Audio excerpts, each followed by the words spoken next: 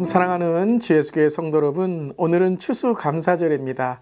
해피 땡스기빙 되시기를 바랍니다. 오늘 11월 28일 목요일 추수감사절을 맞이해서 또 오늘도 감사가 넘치는 하루가 되기를 바랍니다. 오늘 찬송가는 594장 감사하세 찬양하세, 함께 추수의 감사의 마음을 담아 찬양하시겠습니다.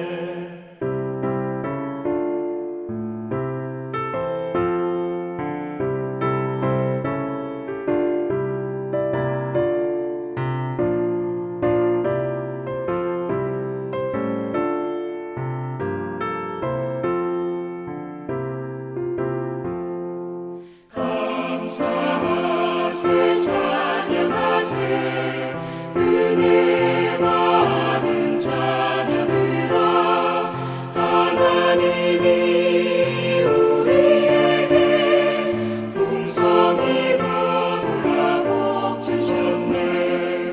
겉아들이 날고 감고 창조주 하나님 감사하세.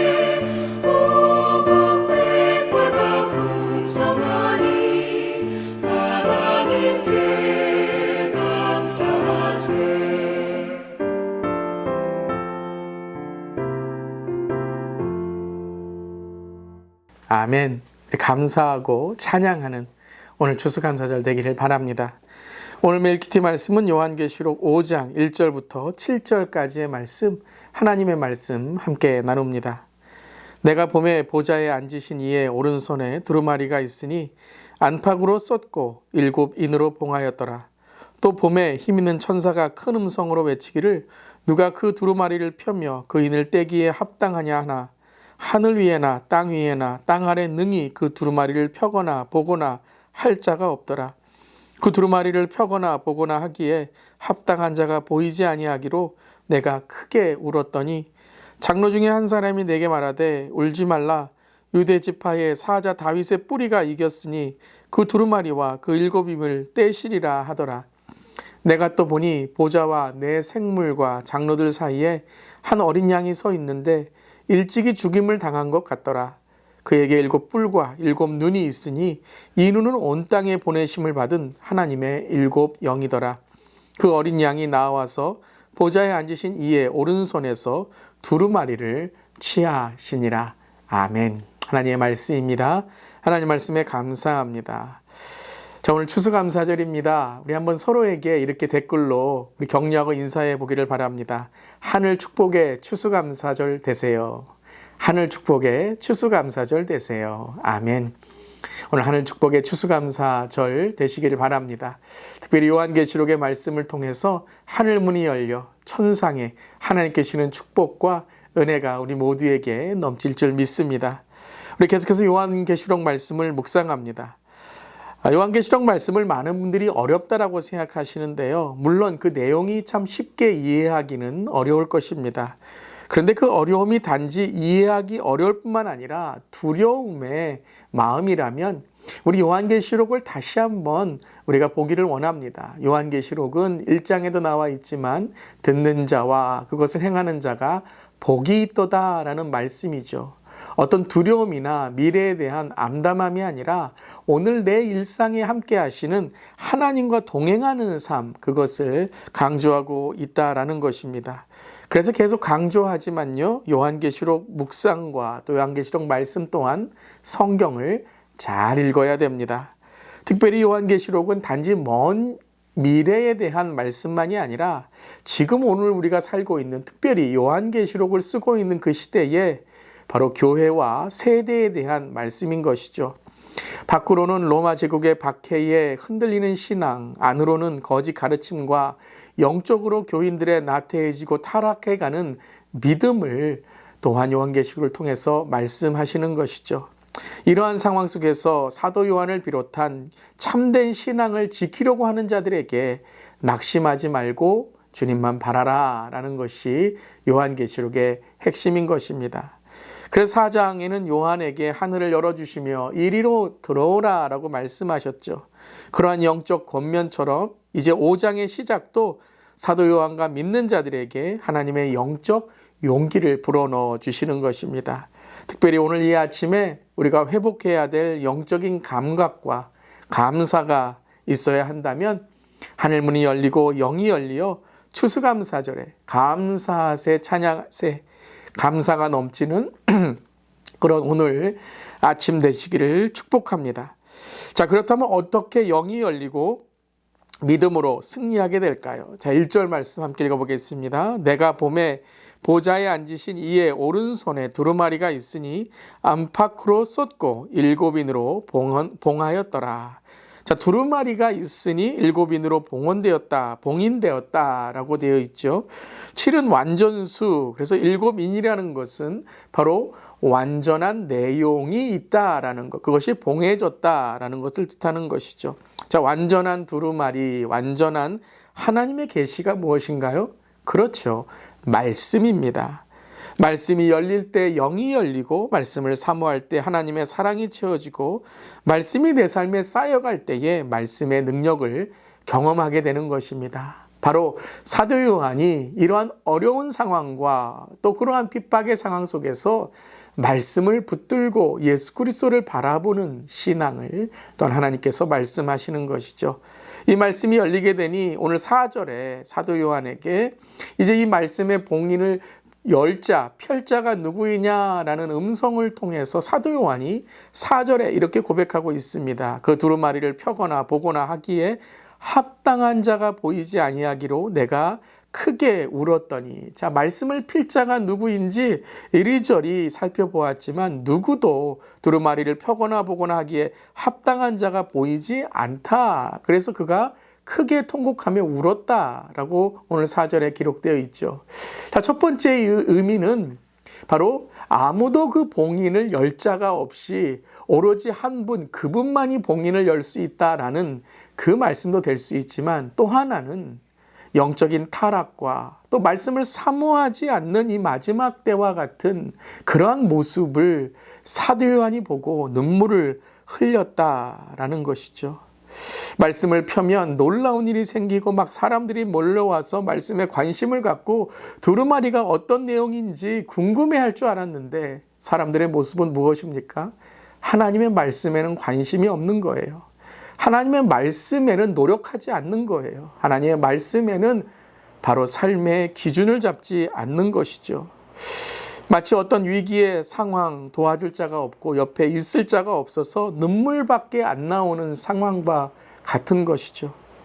텅 비어있는 예배당, 혼자서 인도해야 되는 기도회, 무반주로 불러야 하는 찬양, 누구도 하나님을 위해 하는 것이 아니라 조금만 서운하면 쉽게 취급해버리는 하나님의 일, 그 안타까움이 오늘 사도 요한의 눈물이었다라는 것이죠. 마지막 때에 진정 하나님께 헌신하는 마음, 말씀을 사모하는 영적인 감각을 잃어버린 그 시대에 사도 요한은 통곡하고 크게 눈물을 흘리는 것이었습니다. 예수님께서 십자가를 지실 때 나를 위해 울지 말고 너희 자녀들을 위해 울라라고 여인들에게 말씀하셨죠.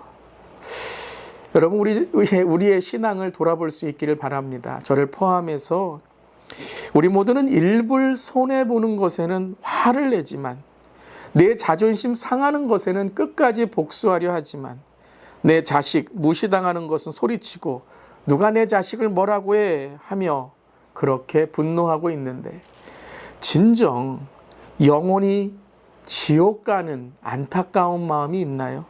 하나님의 가치와 명예가 땅에 떨어지는 이 시대에 하나님의 공의를 끝까지 붙잡으려고 있나요? 예수님이 무시당하고 성령님이 당하시는 곳에서 내 아버지를, 우리 예수님을, 우리 성령님을 누가 무시해 하고 여러분 화내신 적 있으십니까? 혹시 나의 이익, 나의 자존심, 내 자식은 분노와 화로 나아가지만 하나님 것에 대해는 우리는 너무나도 비겁한 자가 아닌가 돌아봅니다. 말로는 공의, 정의, 말로는 하나님, 은혜라고 하지만 실제적으로 우리가 그 상황에 처해 있을 때 진정 우리가 공의로운 자, 정의로운 자, 은혜의 사람이 되고 있나요? 그런데 오늘 이 눈물로 통곡하고 있는 사도 요한에게 5절에 이렇게 말씀하십니다. 장로의 한 사람이 내게 말하되 울지 마라. 유대 지파의 사자 다윗의 뿌리가 이겼으니 그 두루마리와 그 일곱임을 떼시리라 하더라. 그렇죠, 여러분. 이 일곱인을 뗄 수 있는, 바로 이 두루마리의 인봉을 뗄 수 있는 분은 주님밖에 없습니다. 사람은 뗄 수 없어요. 사람은 구원할 수 없어요. 오직 예수 그리스도만이 우리의 구주 되십니다. 아멘. 울지 말라. 사람에게 울지 말라. 상황에 울지 말라. 지금 짧은 역사 속에 있는 박해로 울지 말라. 하지만 하늘 문을 열어 그 영이 열려 주님을 바라보라. 유대 지파 사자 다윗의 뿌리가 이겼다고 하십니다.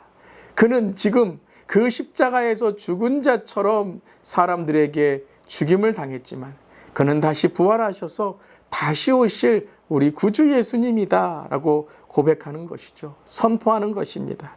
그 인을 떼시라. 그 인을 떼시리라 라고 말씀하십니다. 누구이신가요? 바로 예수님이십니다. 예수님 때문에 우리는 눈물을 그칠 수 있고 주님을 바라볼 수 있는 것입니다. 예수님 때문에 우리는 끝까지 공의와 정의를 선포할 수 있고 주님의 다시 오시는 그날을 우리는 기대할 수 있는 것입니다. 그렇기에 우리는 우리의 등에 그 성령의 불, 그 영을 우리는 밝히는 것입니다. 오늘도 우리의 마음을 위로하시고 다시 일으켜주시며 오직 말씀이신 예수님만이 우리에게 주시는 참 위로자와 구원자 되심을 고백합니다. 아멘. 우리 한번 댓글에 이렇게 달아볼까요? 예수님만이 참 위로자 되시고 구원자 되십니다. 예수님만이 우리의 참 위로자, 구원자이십니다. 오늘 추수감사절입니다. 하지만 단지 나에게 있는 것만 감사하고 누린 것만을 감사하는 것을 넘어 정말 참된 하나님께 대한 감사를 잊어버린 이 시대와 참다운 감사의 영적 가치를 잃어버린 세대를 위해 눈물 흘릴 수 있기를 바랍니다.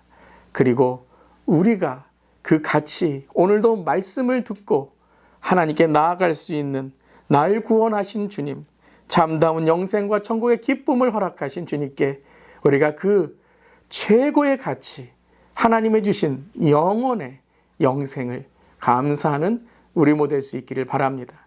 그럼 우리 추수감사절로 오늘 이기는 자 되시기를, 감사하는 자 되시기를 주님의 이름으로 축복합니다. 아멘. 오늘 두 가지의 기도 제목 함께 기도합니다. 모든 감사를 주님께 드리며 더욱 감사로 주님만 높여드리는 추수감사절 되게 하소서.